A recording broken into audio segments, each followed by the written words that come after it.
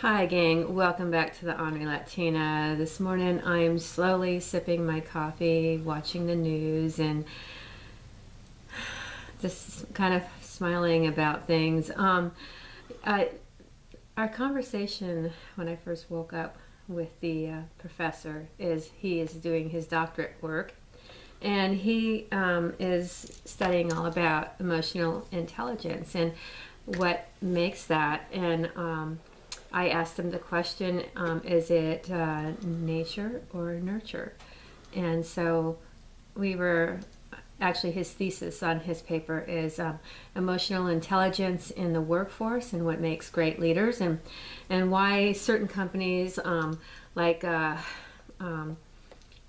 of them that I worked for, one with the S, it's the number one worst company, it's going under, and then it's Sears, and then the other one is a fitness center, and you guys can put that together. Just type Google Forbes 10 top worst companies to work for. But the negativity trickles down from the upper management all the way down to the little minions at the bottom, and so we are exploring what makes people motivated and what makes them like just go, oh, So anyway, a lot of people with high levels of emotional intelligence, they can read people very well. I would have to say, there are people in my life that impacted me, and I thought had a great degree of emotional intelligence, and my father being one of them. He worked for the Postal Service, and he started at the bottom with no college as a mail carrier. And or actually even lower than that. I think he was a janitor. He was a janitor for the Postal Service. And he ended up working for the head of maintenance, and he managed like 150 contracts all over the San Diego, area. And he was at the corporate level, and he couldn't even type 40 words a minute. He had to type with his two fingers.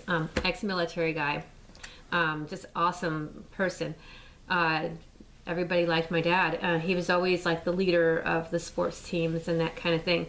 But he had a degree of emotional intelligence, and so I guess I could see that degree in leaders, like people that run for higher office, and that you have to know how to get along with people. You have to organize the teams, and I think that's very important in leadership. So.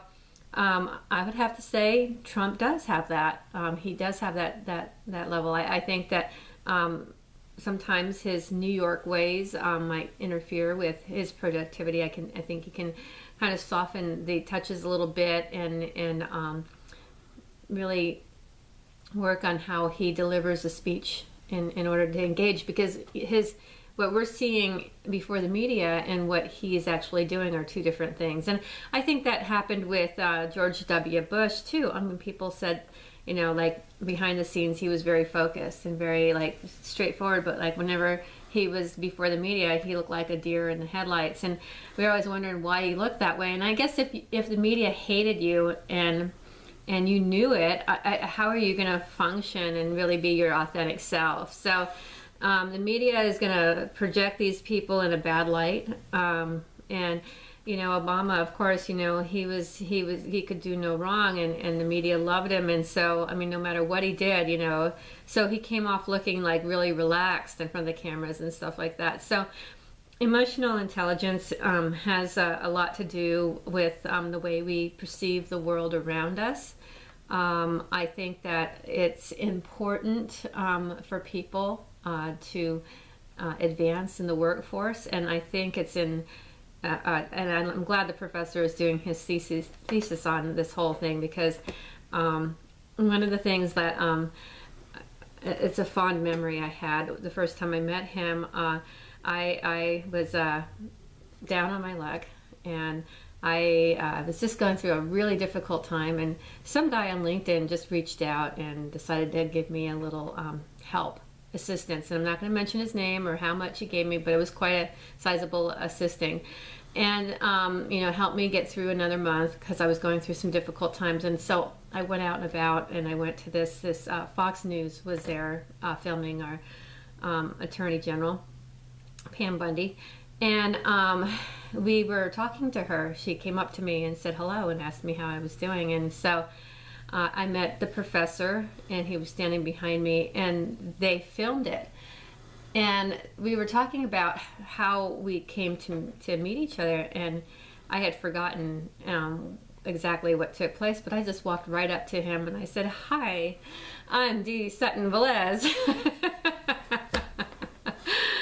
And we ended up talking for 5 hours that night, and I started talking and I didn't shut up. So, and he was a very good listener. He has a very good emotional intelligence, and so I knew we would get along very well. But long story short, it's important in leadership to have that, and I think that our president does have it. I was critiquing him yesterday a little bit on how he handled things, and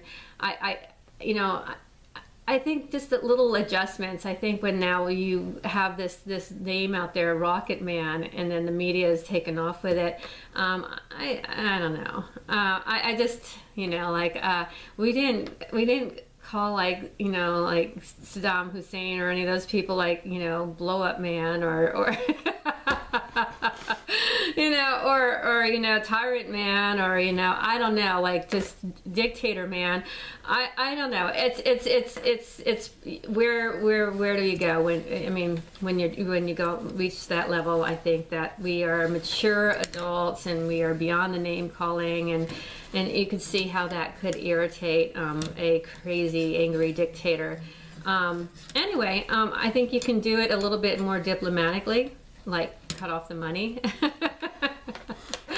And that kind of thing, and we could see that he was insulted, and so you just make some rules. You spell it out for him, and then you then I don't know. Maybe you can't reason with a dictator. Maybe you have to just take him out. But whatever the case may be, I sure wouldn't want anything happening on. I don't want him to release any of those rockets anywhere near here, anywhere near here.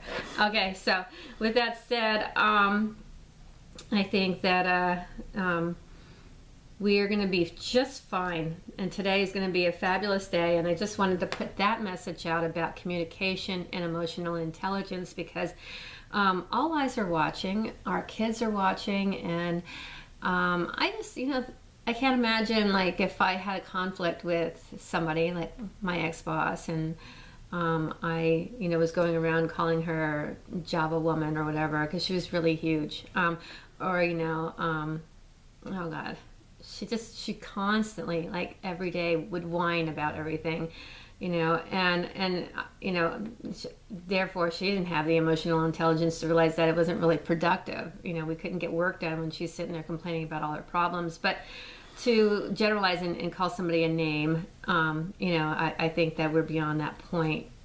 Although it is funny, and it's very New Yorker the way he approaches things. I grew up my whole life, my dad always came up with these cute pet names, a couple of them, because I'm going to go off and rattle them.